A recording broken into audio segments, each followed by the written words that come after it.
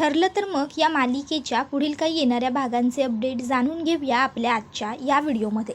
तर आता आपण इथे पाहणार आहोत की कशा पद्धतीने आता नागोबाचा वकील बरोबर संधी साधून कशा पद्धतीने आता तो सुमन काकूला वेडे ठरवतो आणि सुमन काकूची साक्षच ग्राह्य धरली जाणार नाही हे कोर्टासमोर सिद्ध करतो आणि नागोबाला बेल मिळवून देतो। तर दुसऱ्या बाजूला आता अर्जुनला साक्षी ही महिपतला भेटायला आली होती हे कळतं। आता नेमकं काय काय घडतं हे बघूया आपल्या या व्हिडिओमध्ये सविस्तर। तर आता आपण सध्या पाहतोय की सायली ही सुमन काकूला सांगत असते, सुमन काकू हे बघा, तुम्ही घाबरू नका आणि काळजीसुद्धा अजिबात करू नका।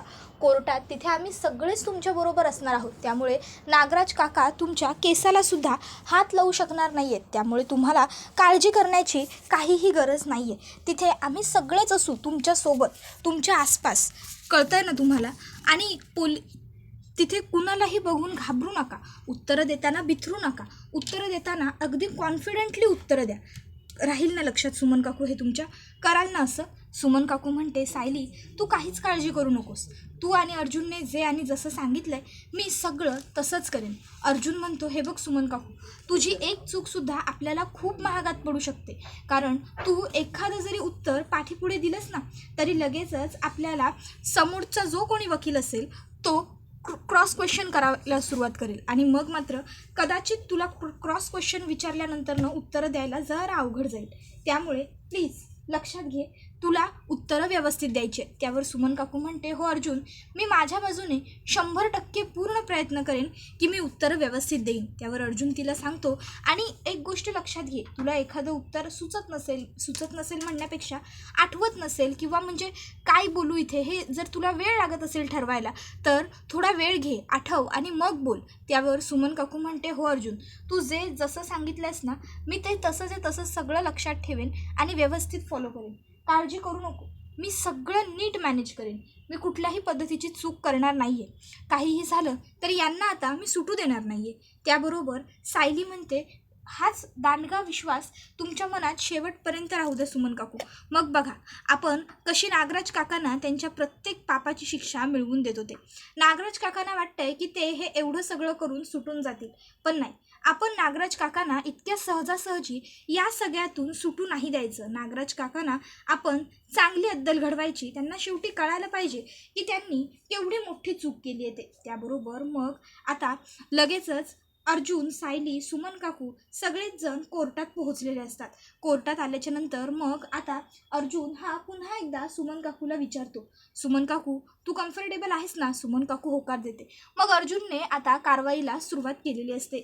सगळ्यात अगोदर अर्जुन कारवाई करण्यासाठी महिपतला बोलवतो आणि महिपतला आता तो म्हणतो की मला महिपत शिखरे यांना पहिला प्रश्न विचारायचा आहे की तुम्हाला रविराज किल्लेदार आणि प्रतिमा यांची सुपारी कोणी दिली? त्याबरोबर आता महिपत म्हणतो, मला कोणीही सुपारी दिली नव्हती, मी स्वतःहूनच त्यांच्यावरती हल्ला केला, मी स्वतःहून त्यांना मारण्याचा प्रयत्न केला।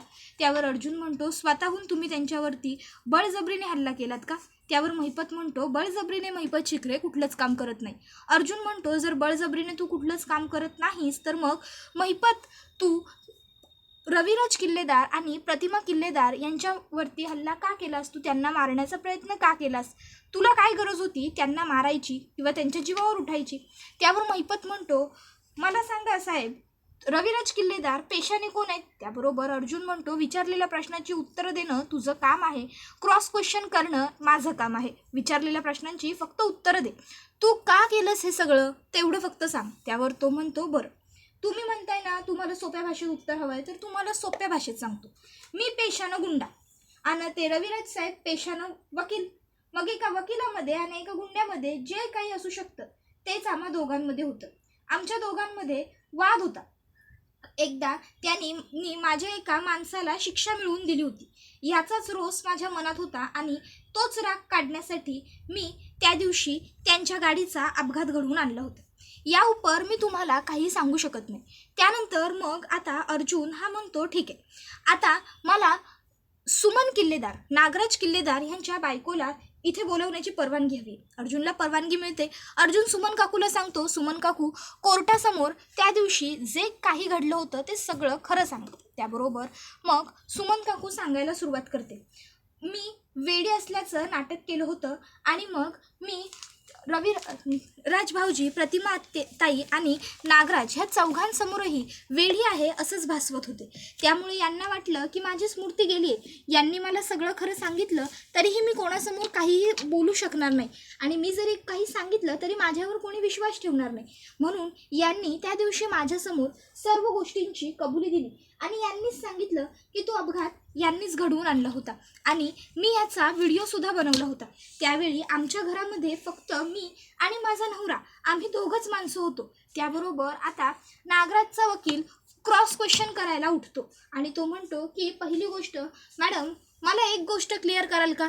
मला सांगा, तुम्ही आणि नागराज किल्लेदार यांचं नातं काय आहे? त्याबरोबर ती लगेचच म्हणते, अहो साहेब असं काय विचारताय, आताच तुम्हाला सांगितल्याप्रमाणे आम्ही दोघं नवरा बायको आहोत. त्याबरोबर लगेचच वकील म्हणतो, बरोबर. काय म्हणाला तुम्ही? तुम्ही दोघं नवरा बायको आहात, हे मान्य आहे ना तुम्हाला की ते तुमचे पती आहेत? मग जज साहेब, अगदी सोपी गोष्ट माझ्या ॲडव्होकेट मित्राला अर्जुन सुभेदारांना कळत नाही आहे बहुधा. कोर्टामध्ये अशी कोणाचीही साक्ष ग्राह्य धरली जात नाही आणि बायकोची साक्ष तर नाहीच नाही. नातेवाईकांची साक्ष कोर्टात मान्य होत नाही, बरोबर ना?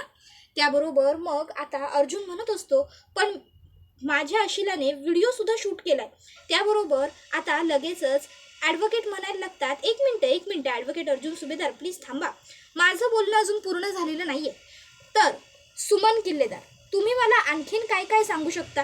तुम्ही मला एक गोष्ट कन्फर्म सांगाल का की नक्की तुम्ही जेव्हा व्हिडिओ शूट केला तेव्हा किती वाजले होते? सुमन काकू म्हणते 6, 6:15 वाजले होते. हो, 6, 6:15.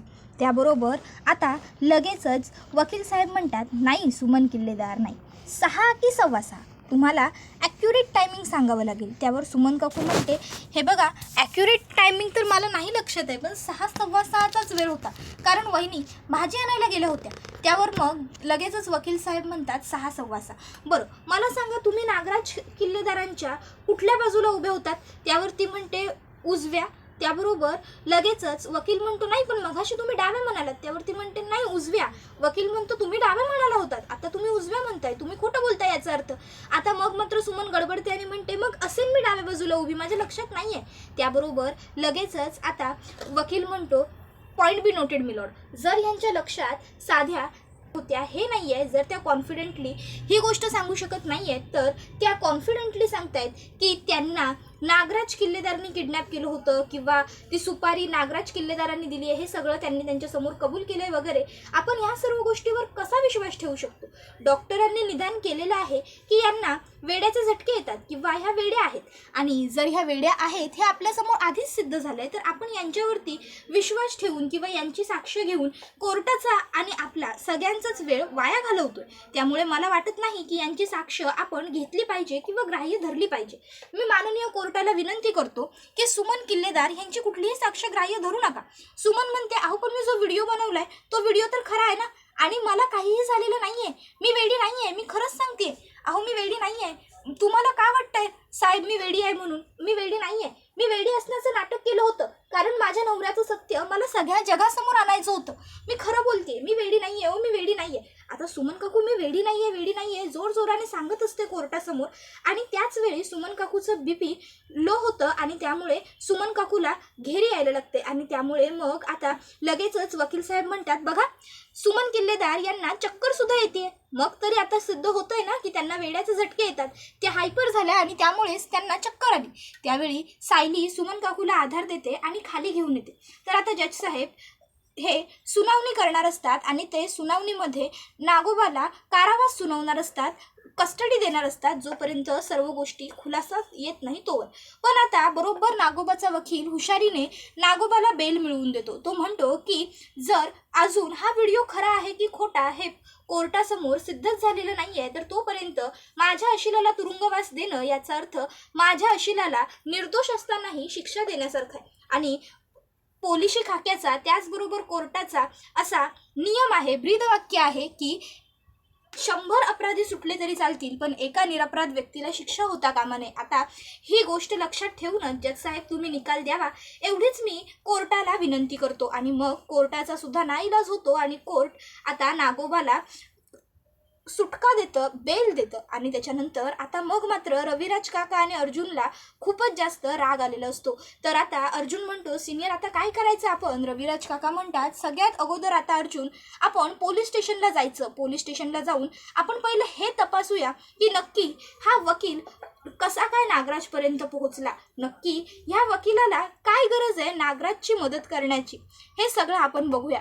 जोपर्यंत हा वकील नागराजची मदत करायला एवढा उधार का झालाय हे आपल्याला कळत नाही ना, तोपर्यंत आपण कुठल्याच गोष्टीचा निष्कर्ष काढू शकणार नाही. चल, त्यानंतर मग आता रविराज काका सायलीला सांगतात, सायली तू एक काम कर, तू सुमनला घे आणि घरी जा, मी आणि अर्जुन पोलीस स्टेशनला जाऊन येतो.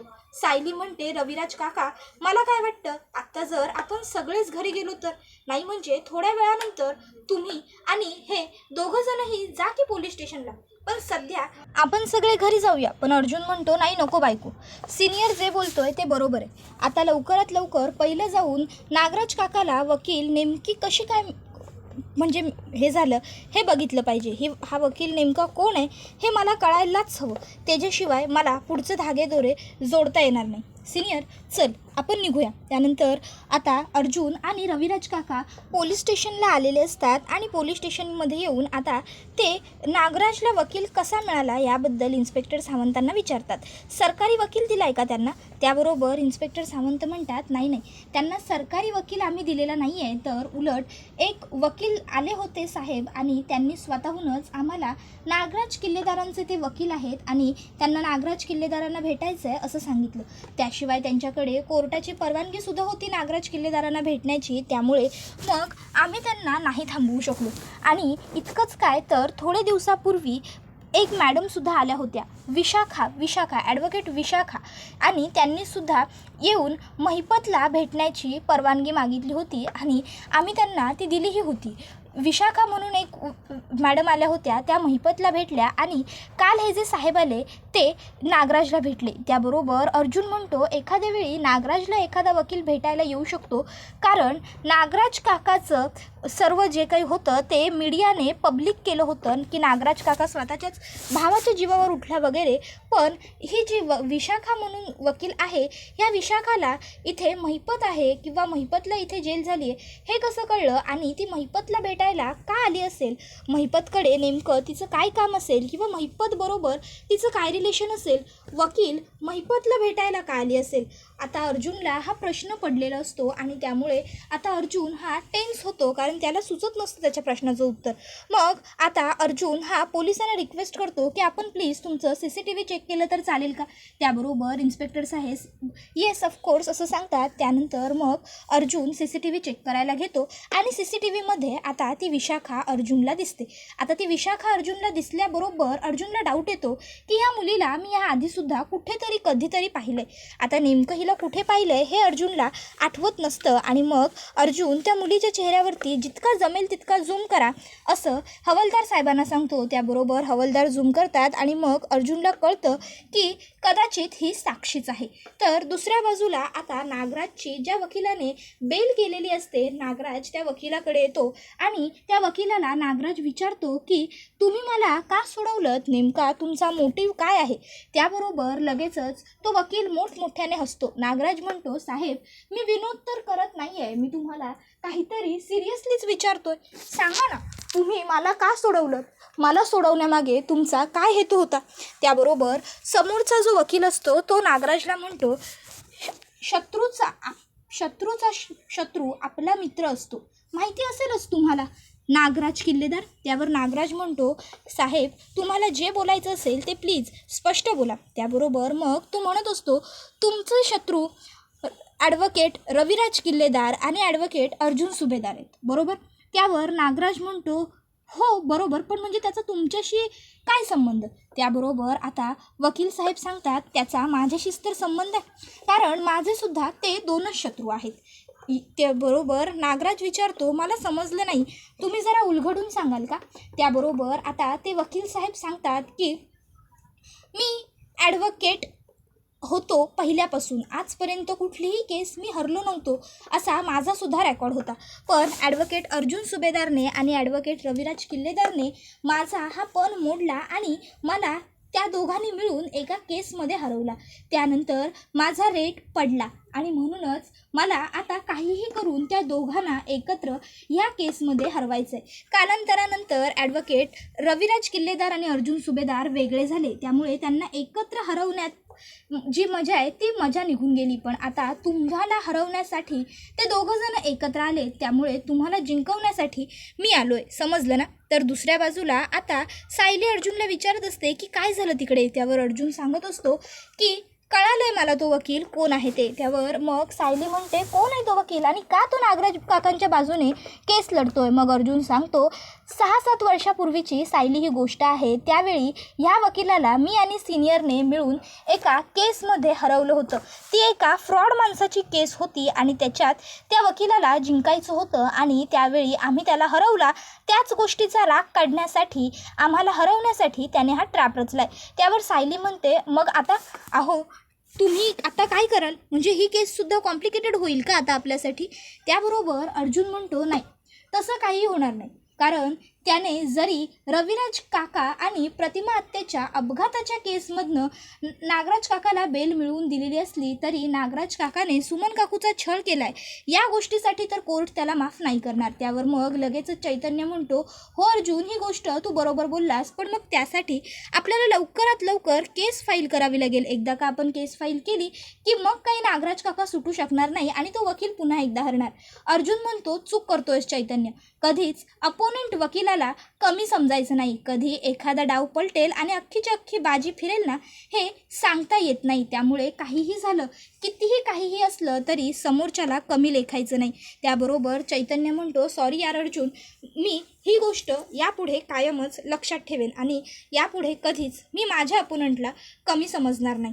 त्याबरोबर आता अर्जुन चैतन्याला सांगतो आता एक काम कर, लवकरात लवकर नागराज काकाविरुद्ध कंप्लेंट फाईल कर की नागराज काकाने कशा पद्धतीने सुमन काकूचा छळ केला आहे, तिला मेंटली हॅरॅस केलं आहे, तिला त्रास दिला आहे. त्यावर लगेचच चैतन्य म्हणतो ओके मी लगेचच कामाला लागतो आणि नागराज काकाविरुद्ध केस फाईल करायला घेतो. त्याबरोबर अर्जुन म्हणतो आता मी सुद्धा बघतो हा वकील कसा मला आणि माझ्या सिनियरला हरवतो ते.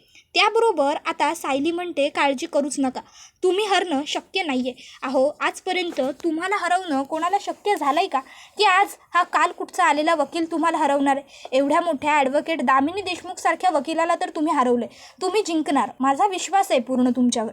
त्याबरोबर हा व्हिडिओ इथेच संपतो. व्हिडिओ आवडला असेल तर व्हिडिओला लाईक करा, चॅनलवर नवीन असाल तर चॅनलला सबस्क्राईब करा आणि बेल आयकॉन आठवणीने प्रेस करा जेणेकरून तुम्हाला पुढच्या प्रत्येक व्हिडिओचं नोटिफिकेशन मिळत जाईल आणि सर्व व्हिडिओंचा आनंद हा अगदी उत्तम पद्धतीने घेता येईल. चला तर मग प्रेक्षकांनो आजच्या पुरतं इथेच थांबूया. पुढचा व्हिडिओ येईपर्यंत या व्हिडिओचा छान पद्धतीने आनंद घेत राहा. ठरलं तर मग ही मालिका तुम्हाला कशी वाटते हे आम्हाला कमेंटमध्ये सांगायला विसरू नका. आजच्या पुरतं इथेच थांबूया. टाटा बाय बाय, धन्यवाद, take care all of you.